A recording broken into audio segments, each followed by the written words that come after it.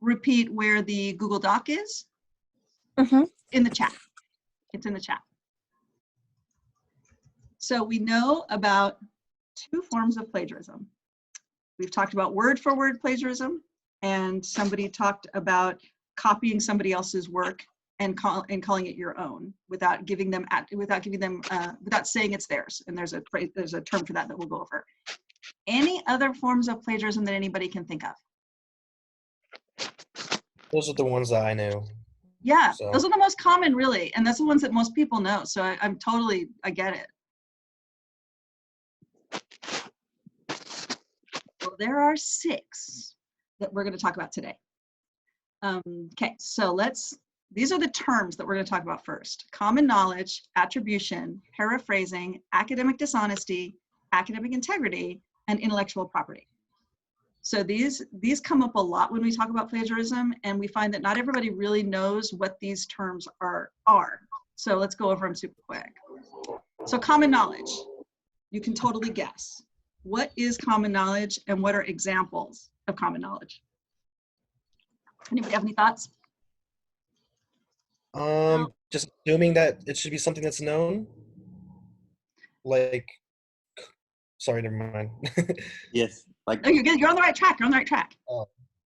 Anybody want to chime in? Yeah. The president of the United States is Donald Trump. Yes, that would be common knowledge. We do not have to say where we found that knowledge. Everybody knows it, or everybody probably knows it. So that's an example, and that's a good one. So let's take a look at this. So I put down here something that your average reader would understand as a fact without needing to look it up, like Donald Trump is the president, like Post Malone is a musician, Toyota is a make of car. The California flag has a bear on it. By the way, if you didn't know that, that's the California flag on this slide there. And our California flag has a bear on it. And if you look that up and you went, oh, I didn't know that, and you found it out, you don't have to say where it comes from, because anybody who's seen the California flag knows there's a bear on it, and you don't have to say that you found that in any special place. It should be common knowledge. Sometimes, even when you have to look it up, it is common knowledge. However, if you find that something, you did have to look it up. So let's say you had to look up, I don't know what's on the California flag, and you're afraid that maybe that's not a common knowledge, then cite it. Don't play fast and loose with common knowledge. It's better to cite if you're concerned that it may not be common knowledge, because nobody's going to say, oh, you should have, why did you cite that? You shouldn't have cited that. No one's going to say that. So that's the best thing to do if you are confused or concerned about common knowledge. So attribution, this is the one where I said there's a word for that. So what do you think attribution is? Giving the people their credit for the research they did and you're using on your work.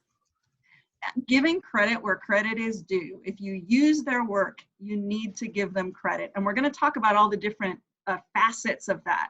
It's not necessarily as straightforward as it sounds, but that's attribution. So giving someone credit for their work. So for example, on this slide, I got that picture from a place called Unsplash, and the photo was created by Kane Reinholdson.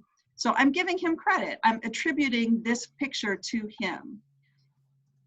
When you cite something in your work, in the text, you want to give that citation is an attribution. Or I was looking at, I don't know if you guys have heard the Jay-Z, Alicia Keys song, Empire State of Mind. When you see that title, oftentimes you'll see that the title actually comes from Billy Joel's New York State of Mind. They took their title and twisted it to make it theirs. And it is often attributed to Billy Joel because they didn't think it up all by themselves. They used his work. Or yeah, okay. Paraphrasing. You've heard it. What's it mean? Or what's an example? The words, like taking their words and just making it like condensed. It's still basically the same thing. It doesn't necessarily have to be condensed, but you've got the right idea. You've got the right idea. Anybody else want to chime in as well? Explaining your own words. That's a good way to put it. Yeah. Does somebody else want to add anything? Summarizing. Summarizing, that's a good way to put it as well. Go. Anybody else? Or rephrasing the meaning. Yeah, rephrasing the meaning. There's paraphrasing. So you get the idea here. You can't, if you're going to say word for word, you need to quote. You need to put those quotation marks in. If you're not going to say word for word, you need to cite it still. You still need to attribute where that information came from, but it's not word for word. So you need to rephrase or paraphrase what that person said. So it's putting another person's concept or work into your own words. So what I wrote here was you write it in your own words and then look at the original and make additional changes. If it is still too close to the original, it's still too close to the original, you need to make even more changes. Then you want the concept to come through. So you can't quote it. And you have to make sure you cite it. So even if you rephrase, you have to cite always. Does it make sense? Am I making sense on that one? Anybody have any questions on that one? Yeah, it's a pretty common term. So if we don't cite, it's still considered like illegal? Yes. Even though you rewrote it, we can get in trouble for it. Absolutely. And we're gonna go over that when we look at forms of plagiarism, but that is absolutely correct. If it's somebody else's concept or so, then you need to cite them. Okay, that's good to know. Yeah. Because sometimes you feel if it's not word by word that it's still your own words, but then it's somebody else's idea. So I wasn't sure. Yeah, it's easy to plagiarize by accident. It's so easy. That's why we're having the workshop, because it can get, you don't want to get in trouble and not because you didn't realize you weren't doing the right thing. Yeah. Yeah. Okay, so this gets me into academic dishonesty. Good segue. So when you hear the word academic dishonesty, what do you think?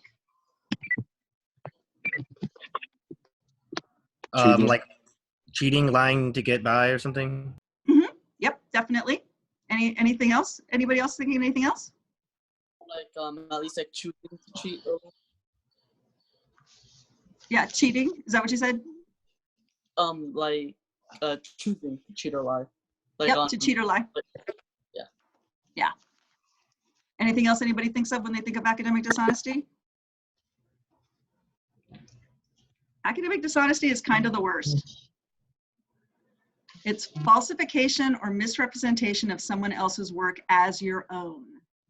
Not attributing someone's work in your paper, attributing a piece of work that doesn't exist. So saying that you got something from the New York Times and it never was in the New York Times, you just wanted to show a quote or show a citation, that's academic dishonesty. Taking someone else's work and rewriting the words and not attributing, like we were just talking about with paraphrasing, that's also academic dishonesty. What happens often, or can happen, if you get caught being academically dishonest? Spelled. Academic probation. Yeah. Dropped out of class. And a big F.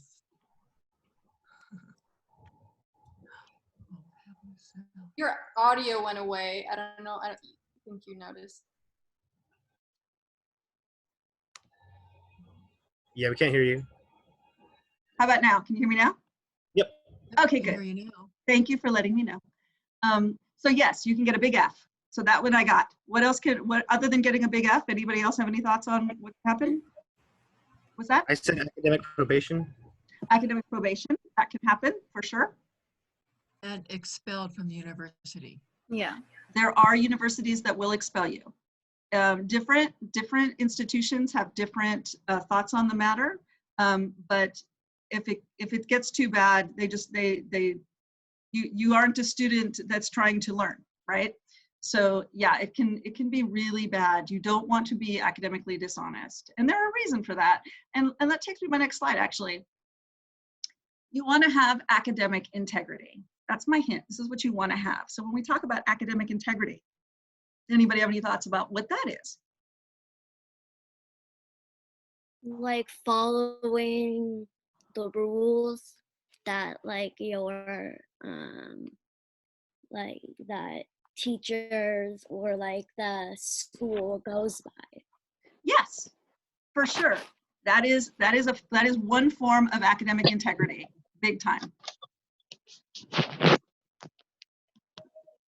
Anybody else have anything they might want to add to what they think academic integrity might be? Just So doing the you're right only thing. presenting your own work, and then the quotes you do cite them. So you're Right. giving So credit to the person citing who your said it. sources. Is it one more time? So you're giving credit to the person who originally said it. Yes. Yes. So you're being honest by giving credit where credit is due, that this is not your work, this is someone else's work, for sure. Being committed to your academics. Yes, being committed to academics, for sure. Yep. You guys are doing great. That is definitely part of academic integrity. Let's take a look at the slide and see what all I put there. So it's the opposite of being academically dishonest. So as a scholar in the academic world, in all things, you want to make sure that you're honest, trustworthy, fair, respectful, and responsible. This is every paper you give in, every class you attend. You want to be the best scholar you can be because you're there for a reason. You really are there because you want to learn, would be what I would like to think. And when you don't do these, when you're not honest or trustworthy or fair, respectful, responsible, you're cheating yourself and you're cheating the institution and you're cheating your professor. And, you know, I mean, if you are in a class and let's say we're in this online environment, right? So let's say you have somebody else take the class for you, because they've already done the class, right? So nobody's ever going to know, right, that somebody else is taking the class for you. Well, that's fine. Let's say you go into a job interview and all that stuff you were supposed to learn in class, they suddenly ask you these questions about engineering or math or whatever class it may be. You can't answer those questions because you didn't take the class. If you have the next class you take that no one can take for you, so you have to take it, builds on the knowledge from the last class, you're now going to fail this class because you don't have the knowledge to build on. So by having no academic integrity, you're not able to learn and make yourself the person that you really thought you wanted to be when you started. School can get frustrating, right? And people will go to all kinds of different lengths to succeed. But everyone needs to have academic integrity. It's a personal thing to be the best scholar you could be and learn all the things that we have to offer. So there's intellectual property, last one. So what is intellectual property? This can be the hardest one of all of them. People don't always know this one.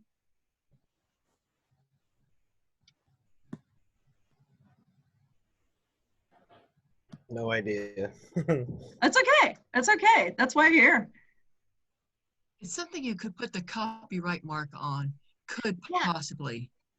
So if I write a novel, it's mine. I consider it my intellectual property, and somebody else can't go and take it and make money off of my novel. Yeah, when we Unless talk about I give them copyright. permission. Yeah, sorry, I didn't mean to cut you off there. Right. Okay. Your things that you thought up by yourself on your own. So, for example, unique creation of the mind. So an invention, a literary work, an artistic work. When you create a paper for class, and it is your thoughts and your concepts, and you quote everybody as they're supposed to be quoted, you cite all the things you're supposed to cite, that is your intellectual property. No one can create that paper like you can create that paper. So if you followed all the rules and you cited everybody you were supposed to cite, and you added information to that paper that was not out there as far as you know before it started, or if you make conclusions due to all these other things you cite, that is unique. And that is your intellectual property. So there you go. So let's get to what we're really here for. The 6, not 7, the 6 types of plagiarism. So we've got direct, self, mosaic, accidental, global, and deceptive. And I told you we've talked about 2 of them. So anybody have any idea from the very beginning, can you define any of these, do you think? Totally guess. Direct.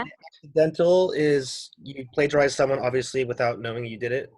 Yep, there you go. So there's an example of accidental. Somebody said direct. Who said direct just now? I did. Chloe. Hi, Chloe. I did. Hi. So what's direct? I feel like it just like you know you're doing it, but you do it anyways. Yeah, kind of. Deceptive? That's kind of accidental. You're sort of crossing a couple different plagiarisms at once there, but that's not quite direct. Anybody else think they know what direct might be? I think direct is when you copy something word for word from like a textbook or anything really.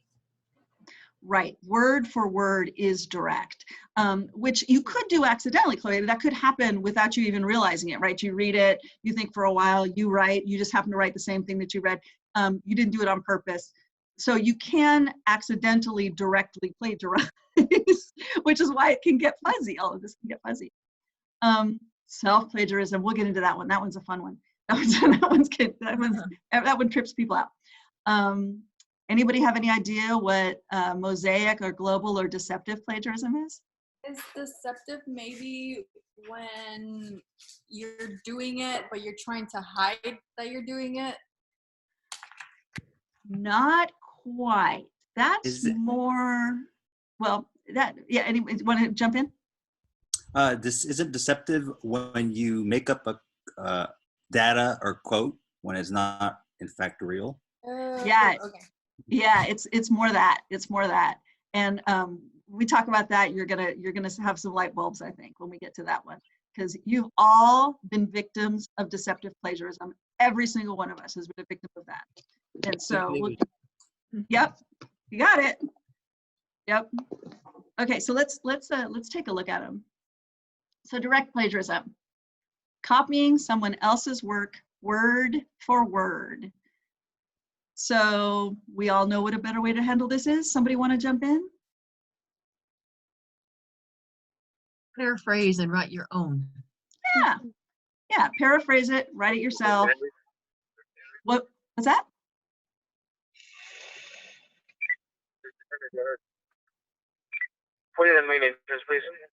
Oh, I think, Keith, I think you need to mute yourself there. I think we're getting your background. Okay. Well, let me see if I can get Keith muted. There he is. Oh, he's muted. Good. Okay. Self-plagiarism. This one is interesting. Reusing your own work as if it was the first time you've ever done it. Okay. Can everybody still hear me? Yes. Uh-oh. Okay, good. Thanks. Let me show you this video. I think this is the best example of self-plagiarism. It's like 2 minutes long.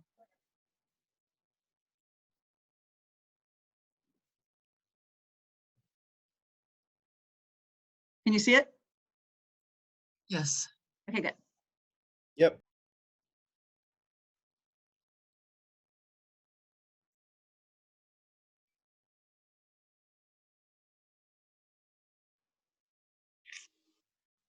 We can't hear the audio, by the way, from the video. Oh. Okay, hold on. Darn it. Darn it. Okay. I thought I was the only one. Okay. Okay. All right. Let's see. How can I get you guys to see the? Okay. Let me see. Escape. Let's go in. Let's see. Can you see it from? Can you hear it from here? I can see it, but I don't hear it yet. Still can't hear it? Nope. That's interesting. Hmm. Okay. I'm going to show you guys where you can get this when we're all done, and that's okay because I want you guys to see all of that anyway. Okay. So, darn it, I wish I could show you the video. Maybe you could put on the closed captions Oh, and let us read it. just smart. Let's Good see. idea. Okay. All right, let's do that. Hope the closed captions are good.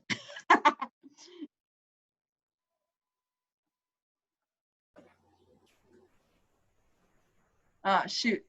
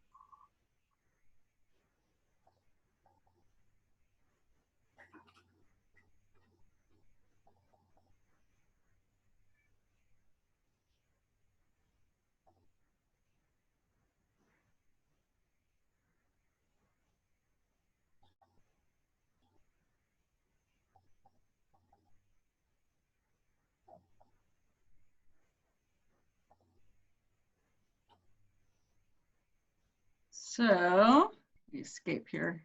Ah, go away. Here we go. Oops, there we go. Okay, y'all still with me? Yes. Okay. So, that is self-plagiarizing. Did you know that all of that is self-plagiarizing? It is not okay to take a work you did for another class, use it for a class, and say it's brand new work. That's plagiarism. Anybody have any thoughts that they'd like to share? I didn't know. That's something to think about. Right? I know. And this is when talking to your instructor can be a really great thing, because you can go to your instructor and say, hey, you can go to your comm instructor, for example, communication studies instructor, and say, hey, I wrote this class for English about this thing that I'm very, very passionate about. I'd like to use some of that work in this paper. Will that be okay? And in which case they may want to read the first paper so they can see in the second paper if it's, how similar it is. And they might say, great, that's fine, but you need to cite yourself and show when you wrote that so you can cite it. And personally, I've given the old paper with the new paper so they can see the citation, because since it's not published, they won't be able to read what you wrote previously unless they have that actual item. But some instructors are fine with it and just want you to cite your work, and some instructors say, no, only original work completely. So this is where we get back to academic integrity here, right? Because you're just cheating yourself. Even if nobody will ever find out, you need to have that academic integrity and do the work so that you can do the learning, so that when you get out in the world, you've got that kind of knowledge. Does that make sense? Does anybody have any thoughts that they want to share at this point about that? Okay. All right, let's take a look at mosaic plagiarism. So this is replacing phrases without attribution or changing synonyms of someone else's work without attribution. So you read some work, you say, okay, I'm gonna paraphrase. And the way that you choose to paraphrase is to just take certain words, find their synonyms, and replace certain words here, there, which is often called patch writing, because you just you patch a word here and in there. Okay, I've paraphrased, I'm done, I'm good. That is plagiarism. Or if you plagiarize poorly, so which is similar to what I just said, but you're basically saying exactly what they said, you just change the words around a little. Plagiarism. There is a better way to handle this. What do you think you can do so you don't accidentally do this mosaic plagiarism? There's a study skill. Oh.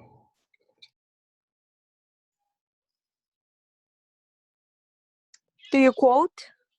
You can quote it instead. If you just feel like you can't paraphrase it and you just want to say word for word what they said because it's a pain to do it otherwise, or you just can't figure out how to paraphrase it, sure. Quote it word for word, put the quotation marks, cite, you're good. You could do that.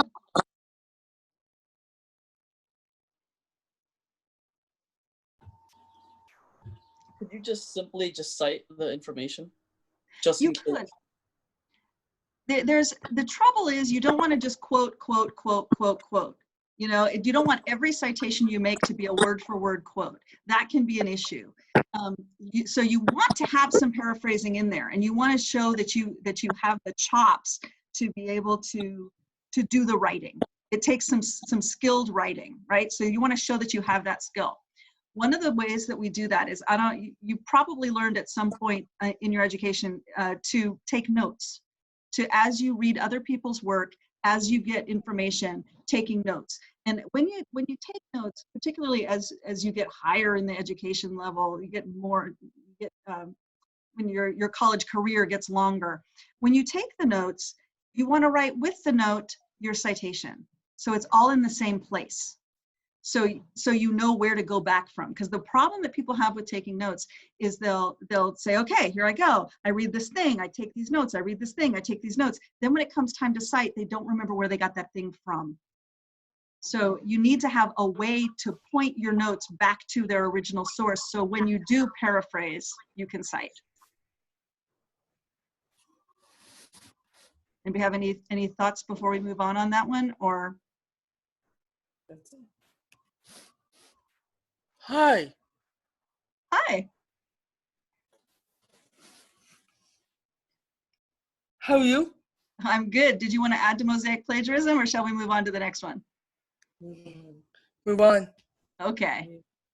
Then we move on to accidental plagiarism. And this we talked about a little bit. When you forget to attribute, or you misquote a source, or unintentionally paraphrase. So this unintentionally, we talked about this accident. So if you read something and you're reading a whole bunch of different stuff, and then you go and you write your paper and you accidentally or unintentionally paraphrase, and then you don't cite what you paraphrased because you didn't remember that you read it. That's plagiarism. You can get caught plagiarism and you will get dinged for academic dishonesty. So you need to be very careful with what you write and where you got that information from. So yeah, this one's tough because you forgetting to attribute. Your notes are everything when it comes to this. Misquoting. So if you get your notes confused, right? And you quote the New York Times when it was actually from CNN or whatever, that's plagiarism. Even if it was not intentional, it is plagiarism. Any thoughts? Okay. Global plagiarism. That is actually copying an entire work and calling it your own. So it's even worse than direct plagiarism. Like you may have heard of people buying their papers off the internet, right? They go to somewhere and they say, oh, there's somebody wrote this paper on the exact same thing I want to write it on. They pull it, they put their name on it, they keep it in. That is so academically dishonest. That's clear cut. So better way to handle this, anyone? Manage your time better so you can write your own paper. That gets to the point exactly. Managing your time is everything.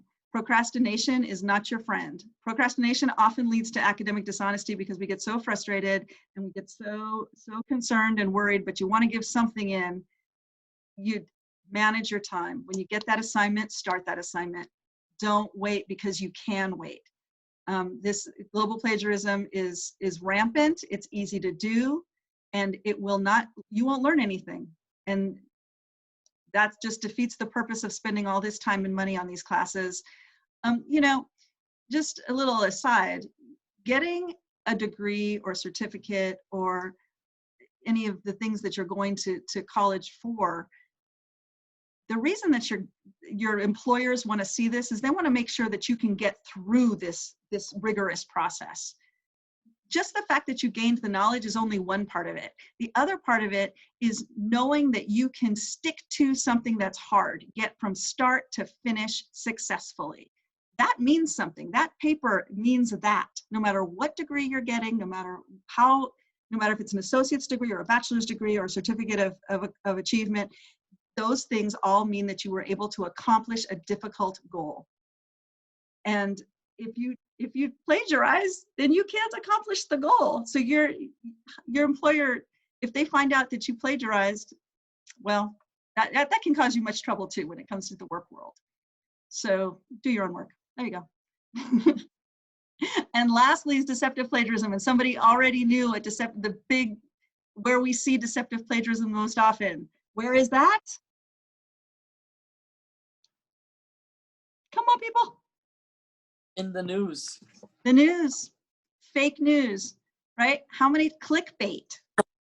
How often have you accidentally clicked on something and realized once you'd read some of it, it's not totally not true, or it comes from somebody who said they were citing a source that doesn't exist, or they created the source, they just created it out of thin air. They made it up, or they said that some famous medical doctor was the person who said that coronavirus can be solved, by sneezing 3 times. They made it up. This is deceptive plagiarism because they said this doctor said it. They quoted this doctor. This doctor doesn't even exist. How are they able to get away with it then? That's a good question. Free speech is how they get away with it. How come there's no severe negative consequences and repercussions for this, for deceiving this audience? Well, the problem that we have with fake news is the areas in which they publish. The internet, you can publish anything you want to. Nobody's going to take you down unless you're put it this way. Let's say I put something up on Facebook. It is incorrect. If it's not hurting anybody in any way, they're going to leave it up because they want money. If you click on their site, you will very likely also click on some ads. This makes everybody money. They're in it for profit. They're not in it for truth. However, if a journalist were to say, like a New York Times journalist, go back to New York Times journalist were to put in a piece of fake news, they may lose their job. They get held accountable. So it depends on where you're reading the information, what kind of accountability there might be for that information. But yeah, the goal, sorry, what? Oh, I meant to say, I guess maybe just with education and knowledge comes the responsibility. Hey, now you're there. If you're caught using deceptive plagiarism, let's say as a journalist, then you would get negative. You could lose your job, like you mentioned. However, if I'm just a plain Jane and I just post something, just a vlog whatsoever, nothing would happen to me. Yes. Except for you may, if somebody realizes what you've written is absolutely wrong, you may lose viewers. Just lose my credibility, that's it. So one last question before we move on maybe further, is do you foresee in the future being I don't know, having this change where all people, if they post false information, have consequences? No, I think it's more our job to be able to do the research to figure out, is this true or is this not true? Is this fake news or is this real news? That's our job. We can't control our environment and what people choose to say and what people choose to post. We can't control that. But what we can control is the research that we do to see if that information is actually real or not real. And that's evaluating sources for their credibility can be much more difficult than people think. They think because you have Google, you're good. But I do a whole class in fake news. I do a whole workshop just in fake news. So you can learn the difference of how to tell what is and is not deceptive. So yeah, it can get complicated, and it's important to have that information literacy and that ability to evaluate sources. Gilbert, you had raised your hand for a second. Did you want to say something? Thank you. Yes. What if you look for a quote and you can't verify the quote? It's only on Goodreads, but I can't verify the quote. Can you use that, citing a website, but you can't really verify if the famous person actually said that quote? There are a couple ways to go about that. If it's a famous person's quote, you really want to find out if they really said it or if someone is making it up. In which case, my answer is ask a librarian. You really want to get a librarian to help you. I'm a librarian, by the way. I didn't mention that. I'm one of your Mesa College librarians. Let me show you something really fast. Let me escape from this and show you. There are known facts. You do not have to cite them. Say that one more time. There are known facts what?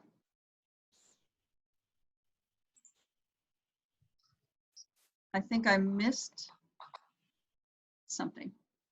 Okay, so let me show you. Here is the San Diego Mesa College homepage.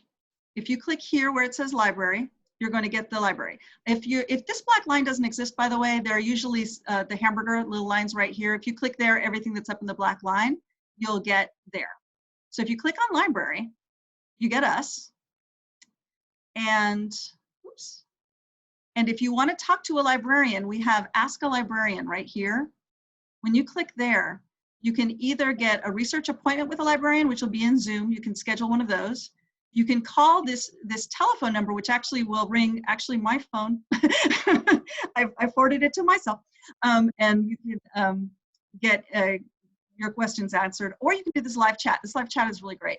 If you click on live chat, this is 24 hours a day, 7 days a week. You fill in your name, your email address. You don't have to do your telephone. Put in your question and click connect, and you'll get a librarian. 24 hours a day, 7 days a week. So 2 a.m. or Memorial Day, any holiday, choose one, doesn't matter. Somebody will be there. Not necessarily a Mesa College librarian, but a research librarian whose job it is to know how to do research for libraries. So if you had a quote that you wanted to know, did somebody actually say this? If you go on here and you ask a librarian, they will be able to help you out to find out if that quote is actually real or not. Two, just so you know, this is a live page here. So when you click here, it usually, it changes over to Ask a Librarian.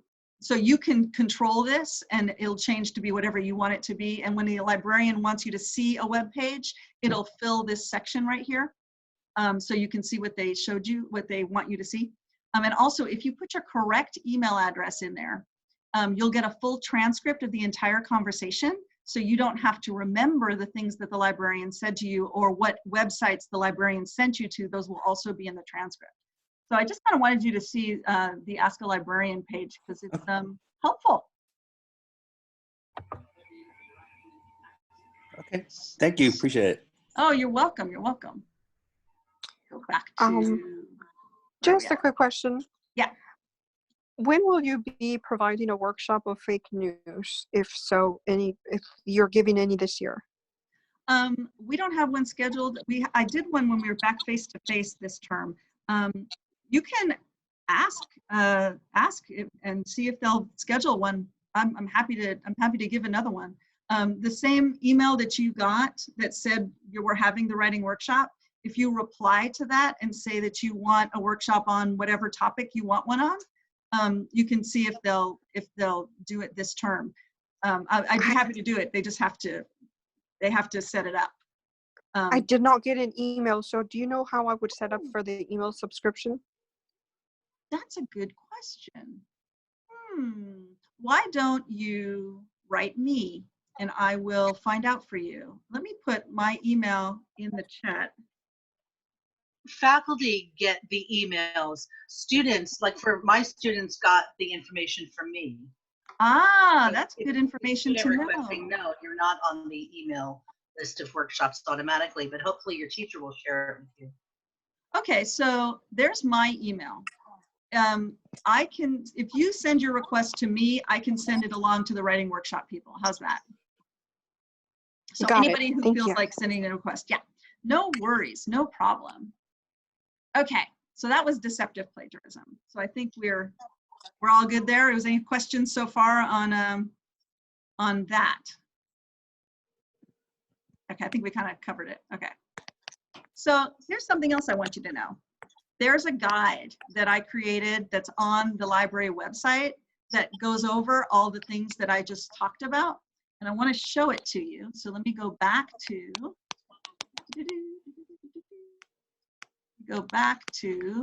the home page of the library. So there's the home page. We have these library research guides right here on the home page of the library. When you click there, we have these guides that we've been creating, some of which need to be updated, but these two are very definitely updated completely at the moment. So we have this one called a plagiarism guide. So if you click on that one, here's what it does. It's got the research guide tells you a little bit about how to succeed on your own merits. It gives a basic video about plagiarism, some library resource information, and then if you wanted tutoring or the Writing Center or the Ask a Librarian I just showed you, those are there. But what I really want to show you is, these are the important words, right? So just what we just went over. So in case there are any of those words you forget what they are or what they're defined as, you can do that. But here's the 6 forms of plagiarism right here. So like if you wanted to see, like let's say you were explaining to somebody what self-plagiarism is and they didn't get it, or you forgot the little nuances of self-plagiarism, you can click here and there's the video I just showed. And if you do it on your own computer, you'll have sound. So your direct plagiarisms, and they all have videos with them. Self-plagiarism, mosaic plagiarism. So all of them have videos that I found that describe it really well, including this one, which was about student named Doofus. So that was fun. Yes. Just a quick question. I think I missed how you went to this link because I would like to see this link again. Okay, let's do that. Let's go from the San Diego Mesa College homepage, right? So we all know how to get to the homepage. Then we've got library up in the corner, or you can put library in the search bar, or if the black line doesn't exist because you're on a mobile device, because I'm on a computer, I'm on a desktop computer. If you're on like a phone or a tablet, you'll get these little lines over here on the side, and those will have all the things that are up here in the black line on top. So library would be there if it's not up on top. So if you just use any of those ways, you get to the library's homepage. In the center section, you have to scroll down just a little bit. There's this that says library research guides. So if you click there, right there's the plagiarism guide right there. Got it. Thank you. And just so you know, right above it is another library resource guide that we created for students that'll give you different information about research. That we created that for you so you could find that out. So yeah, so there's your plagiarism guide. Now the last thing on the plagiarism guide is, and this is a really good little video on somebody who plagiarized accidentally and like realized it later, didn't have any repercussions, but felt really bad and wanted to figure out how not to do that again. So it's also short, but really good. But there's this game called Goblin Threat. And I love this game. Let's see, let's make sure, yeah, that's what's next. There is Goblin Threat.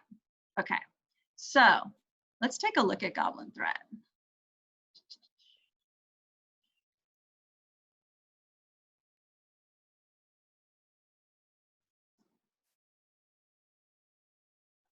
So Mesa rocks. That's who's playing this game. Okay, so it's a quiet day at Lycoming when suddenly the campus is taken over by plagiarism goblins who want to destroy its academic integrity. Told you the word academic integrity would be important. So you are the only person who can destroy the goblins. So we're gonna need to go to each room. I'll click on the goblin and they're gonna ask us a question. The first room is easy, but then they get harder. So there's a goblin. So Bridget researches and takes notes in her own words. Later, when typing her essay, she does not give credit to the author because they are not the author's exact words. Bridget is plagiarizing her research. Is that true or false? True. False. Ooh, I've got at least 2 trues and 1 false. Anybody else want to weigh in? I'm listening. I don't know who's saying, so it doesn't matter. Well, it's True. false. True. She takes Okay. notes in her own words. I think it's true. Okay, so it sounds like we've got more trues than false. So let's see what it says. Let's see what it says. And usually it tells us why. Oh, it didn't tell us why. It's the notes are in her own words, but she paraphrased.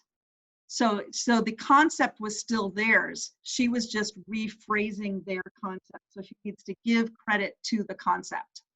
That's the reason why that one is true. I think there's a goblin in the refrigerator. Yes, look at that.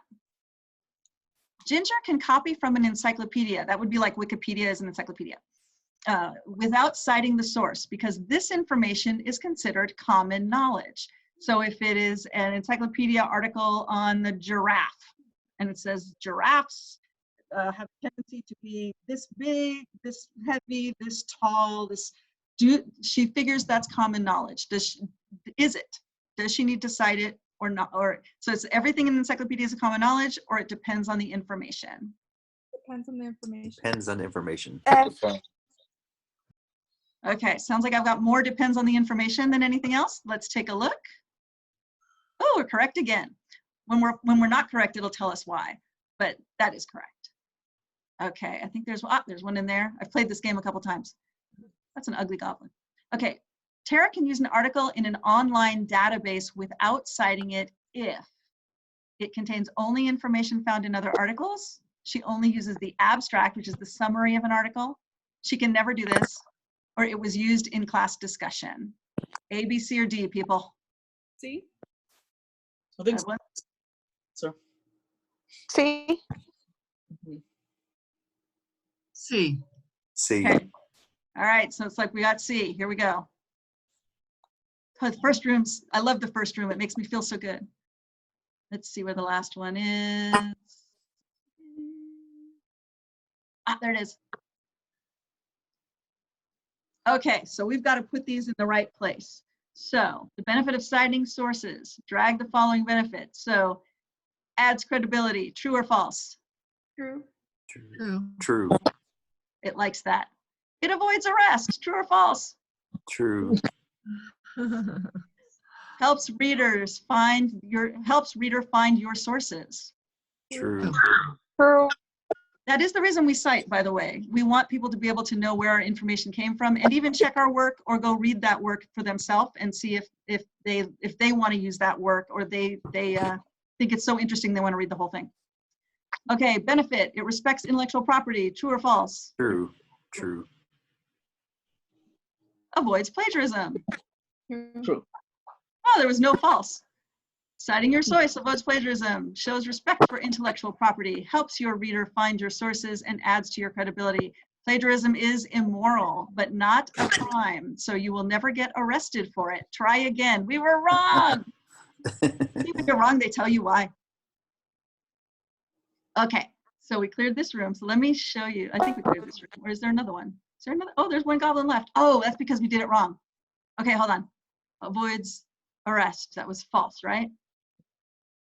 Yeah. Okay. Okay, now we can continue. All right, here we go. So we're gonna go into the, okay, so we'll just do this one and then we'll be done because this one can get harder. This one's kind of fun. Okay, so here's one. Greg uses information for his geology lab workbook in his lab report. Does he need to cite it? Yes. Yes. Yes. Okay, we're at yes. Let's see. Ooh. So I don't know if you, I mean, you know that now, but I don't know if you thought about that. If you're in class and you take the notes, do you need to cite the notes? That's a whole different world. People get that wrong a lot. Another ugly one. Joey is good at taking tests, but does not write papers very well. He does a lot of research, decides to rely heavily on quotations, and does an exemplary job of citing his sources. Is this plagiarism? While not dishonest, an important part of writing papers is demonstrating the ability to synthesize and create. No, he said I was in pretty far. Okay, so we're going with, anybody else have any thoughts? B. I'll say B. Everybody says B? Yeah. Yep, B. Ha ha! Overusing quotations is not good writing, even when citing properly. So it's not actually that this is plagiarism per se, but it's bad writing because there's no thoughts, no conclusions were derived from his own work. So let's go back and we'll take a look at it again.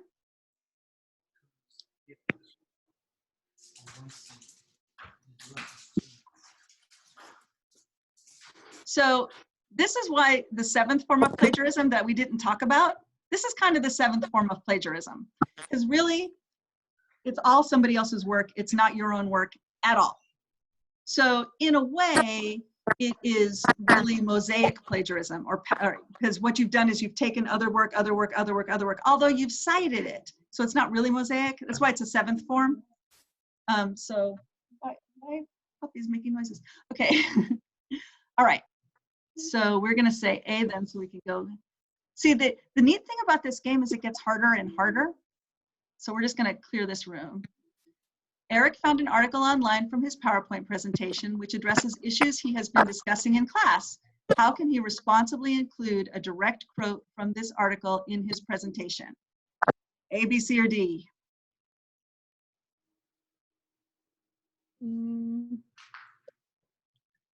B. Have one B, have one C. C. C2. Yeah. All right. C. All right, let's see what C holds. Ho-ho! Right on. We cleared that room fast. So there are a whole bunch of rooms. See this, there's 1, 2, 3, 4, 5, 6, there's 7 rooms, and they do get progressively harder. So if you're in the mood to play more of this game, you're welcome to do that. And that is in that, in the plagiarism guide that I showed you. If you go to the 6 forms of plagiarism and you go to the very bottom, it's down there. It's at the bottom of the 6 forms of plagiarism. And you'll see if you click on 6 forms of plagiarism, everything shows up and then it's under test your knowledge. If you click there, then it just goes directly to the bottom of the page and it'll show you the Goblin Threat game, which I just think is so much fun. But then again, I'm a librarian and that's my job.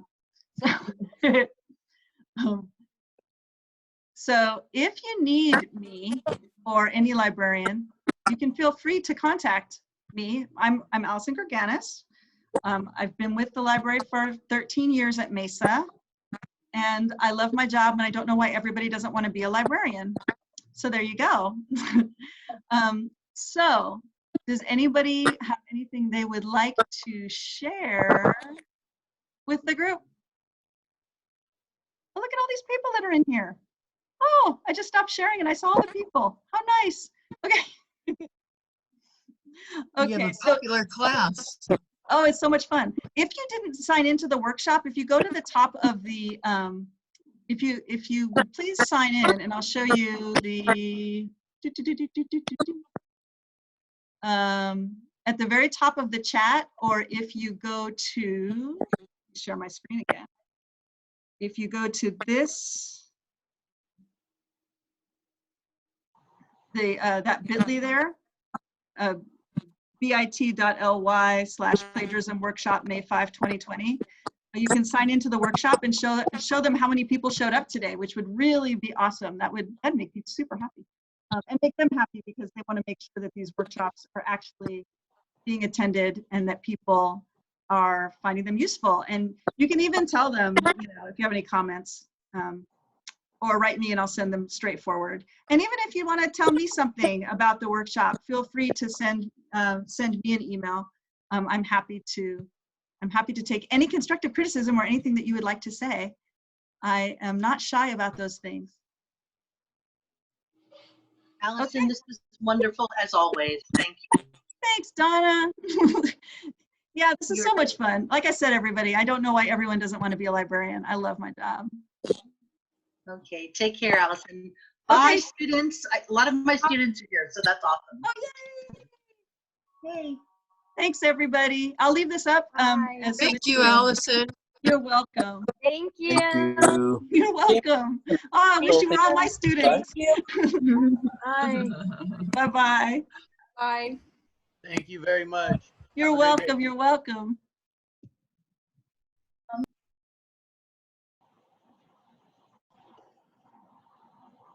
I love you. Thank you, Gabriel. Fantastic. Thank you. You're my man. Thank you. You're welcome. You're welcome. Thank you. You're welcome. Have a good night. Take care, everybody. Oops. Oh, I can't believe. Leave meeting should be at the bottom right on my computer. Depends on which computer you've got. Depends on what kind of computer. I have another Zoom meeting, so I have to zoom out of this one. Oh, no worries. I do many a day. Many, many, many.